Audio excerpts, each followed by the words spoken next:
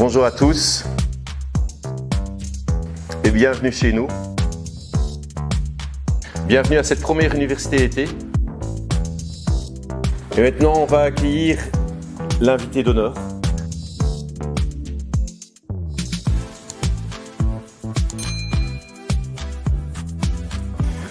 Il est député au Parlement flamand. Il est surtout président des jeunes du Vlaams-Belang. Lui, il organise son université d'été au Portugal. Nous, on fait des pains saucisses. Il y a plus d'argent en Flandre qu'en Wallonie. C'est bien qu'on demande d'applaudir le seul, l'unique, Philippe Brusselmans.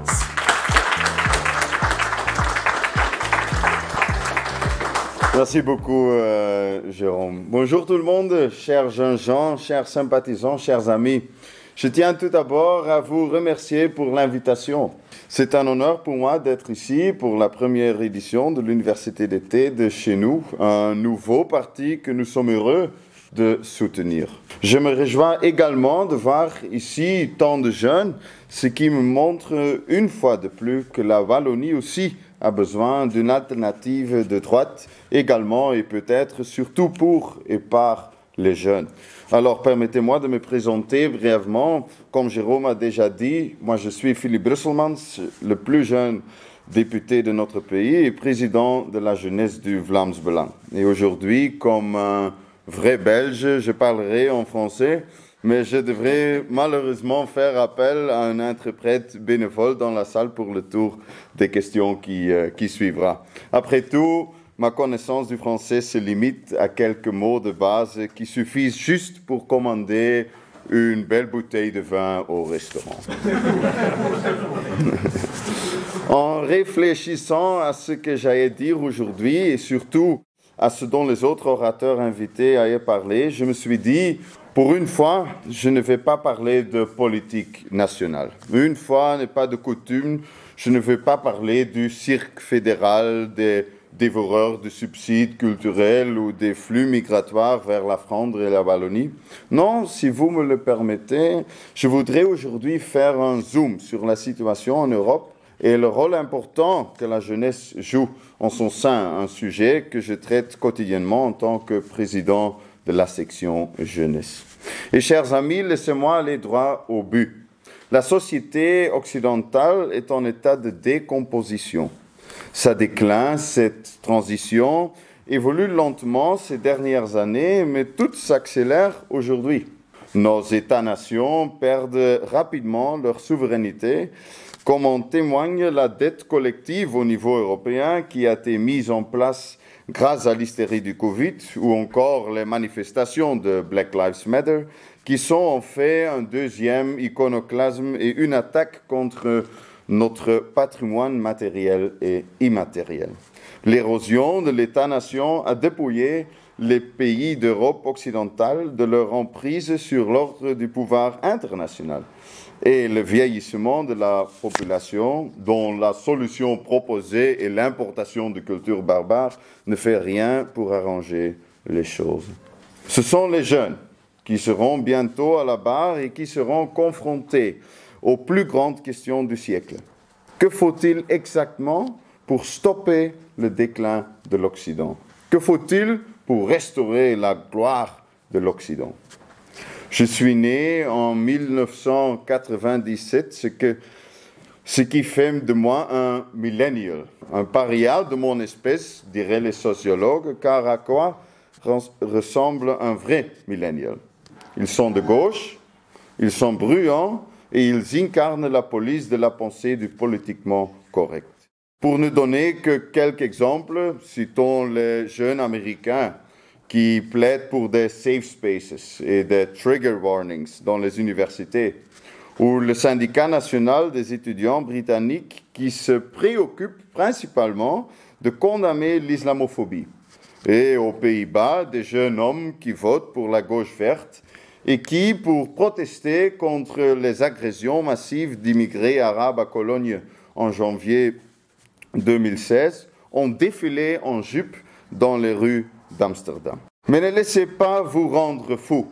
la majorité silencieuse de la génération des millennials est plus à droite qu'on le pense, surtout en Europe.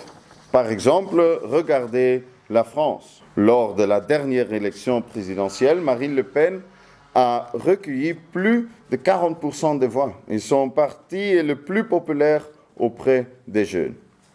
Et je sais, le monsieur, je sais tout de gauche, vous dira que le parti plus populaire auprès des jeunes est celui de Mélenchon, le candidat communiste. Mais il n'est pas populaire qu'auprès des jeunes nigériens ou ivoiriens vivant en France. La preuve la plus évidente de cette majorité silencieuse se trouve toutefois dans notre propre pays et dans notre belle Flandre. Je suis sûr que je n'ai pas besoin de vous expliquer le succès que nous avons eu aux élections. On s'est vite rendu compte qu'une part importante de ce succès est due aux jeunes.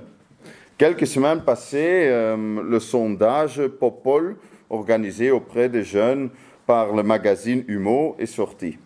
Et il s'agit d'un sondage mené tous les 5 ans qui porte sur de nombreux aspects de la vie d'un jeune, dont ses préférences politiques. Et le résultat est très encourageant. Pour la première fois, Vlaams Belang Jongeren est en tête, suivi par Groen et la N-VA. Et voilà pour les bonnes nouvelles. Car si cette nouvelle génération est porteuse d'espoir, le temps joue contre nous, dans un Occident endormi. Le même sondage a montré, par exemple, que pour la première fois en 25 ans, il y avait plus de croyants pratiquants parmi les jeunes. Ce n'est pas un problème en soi, mais quelle est, selon vous, la cause de cette augmentation ? 17% des personnes interrogées sont des musulmans pratiquants et quelques pourcents de plus sont de simples croyants en l'islam. Les civilisations qui ne savent pas s'activer, qui n'osent pas être fières d'elles-mêmes, cèdent du terrain à celles qui sont jeunes et fières. La civilisation en question qui nous menace, comme vous pouvez le constater dans les rues de Charleroi ou Bruxelles ou Anvers, est la florissante civilisation islamique, qui a été importée en Europe occidentale par le bias du multiculturalisme et du fétichisme de la superdiversité de nos leaders politiques naïfs et radicaux épris d'égalité.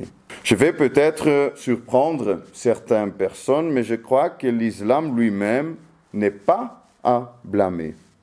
Il est important de comprendre que les musulmans ont une culture vivante et surtout une volonté gigantesque de la propager. L'élargissement de l'Oumma, c'est la communauté islamique mondiale, est au cœur de la mission de vie de chaque musulman, était encouragé par les dirigeants islamiques de Turquie et du Moyen-Orient. Il suffit de penser à Erdogan, qui a explicitement fait savoir aux Turcs de Flandre qu'ils sont ses bras et ses yeux dans les rues de nos pays. Et trop souvent, les politiciens de droite que nous sommes en tendance à blâmer quelqu'un d'autre pour la conquête de l'Occident par la culture islamique. Alors qu'il n'y a en fait qu'un seul vrai coupable, je pense. C'est nous-mêmes. Les Occidentaux n'ont plus de convictions philosophiques. Nous ne sommes pas religieux. Nous avons appris que toutes les idéologies et vérités sont relatives et nous vivons pour nous-mêmes plutôt que pour nos familles et finalement pour donner la vie en cadeau à nos enfants. Les gens sont devenus nombrilistes parce que la cohésion sociale a disparu. La criminalité est plus élevée qu'elle ne devrait l'être à cause des tribus barbares, des jeunes criminels issus de cultures impossibles à l'intégrer dans notre société. Le déclin du christianisme dans nos contrées a créé un vide, et c'est l'islam qui comble ce vide. Une véritable intégration des musulmans, en particulier des jeunes musulmans, est impossible si nous n'avons pas nous-mêmes une identité bien définie. Nous disons souvent, vous devez vous adapter aux normes et valeurs occidentales et à notre culture. Mes chers amis, quelle est notre culture? C'est une question qui reste trop souvent sans réponse. Si rien ne change, le nombre de musulmans augmentera par l'immigration et des taux de natalité plus élevés jusqu'à ce qu'il ait une telle influence qu'il sera plus commode pour les autochtones pour nos propres concitoyens de suivre certaines règles islamiques ou même de se convertir à l'islam. Et ne vous m'en prenez pas, nous avons déjà atteint ce point dans certains pays. Nourriture halal dans les écoles et les supermarchés. Salles de prière islamiques dans les universités. Les exemples sont nombreux.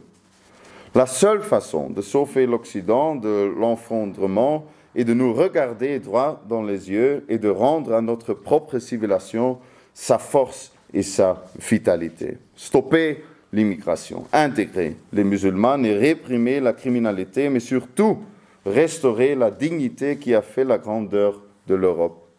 Ce changement de mentalité est la mission de la jeunesse de droite et en fait de tous les membres de notre société. Et nous avons un bon exemple à suivre, l'Europe de lait. La boussole morale nationale est très claire à lait. Les habitants des anciens pays du bloc de lait savent très bien ce que leur culture représente et quelles normes et valeurs ils souhaitent défendre. Ils sont fiers de leur pays et de leur origine, sans complexe. Le politiquement correct, le relativisme culturel et l'immigration de masse n'entrant pas littéralement dans ces pays. Et dans le contexte de l'évolution de l'esprit du temps, où ces identités nationales même prennent de l'importance, il s'agit d'un avantage concurrentiel très précieux. Dans des pays comme la Pologne et la Hongrie, il existe un consensus pour l'existence d'un intérêt national qui prime sur presque tout le reste. Que les partis de ces pays soient de gauche ou de droite, ils ont un dénominateur commun. Ils ne permettront jamais que leur pays soit absorbé dans une communauté internationale ou une société multiculturelle. Et nous aurons besoin les uns des autres dans ce combat, qui sera mené non seulement au niveau national, mais aussi au niveau européen. J'exhorte à ce que l'on continue à se battre pour nos idéaux, malgré les revers du passé et ceux de l'avenir, pour les bonnes raisons, pour donner à nos concitoyens une vie meilleure, pour que notre société fonctionne mieux, pour résoudre le problème de la criminalité dans les rues pour nos enfants, pour créer et maintenir des logements abordables, pour faire en sorte que nous ne nous sentions pas étrangers dans notre propre pays, pour nous sauver de la dictature de la gauche dont nous avons déjà eu un avant-goût avec cette épidémie de coronavirus.